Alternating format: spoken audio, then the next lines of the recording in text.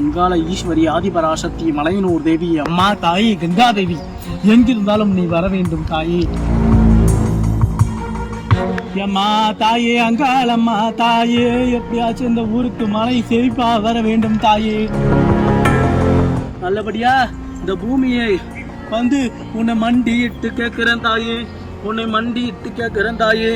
எப்படியாச்சும் இந்த பூமியிலே மழை பெய்யாம வறண்டு காஞ்சு போய் வெடிப்பு விட்டுருக்க நிலத்துல மழை பெய்யணும் அப்படின்னு சொல்லி திருநங்கை ஒருத்தவங்க அம்மனை வேண்டி வழிபட்டு இருக்காங்க.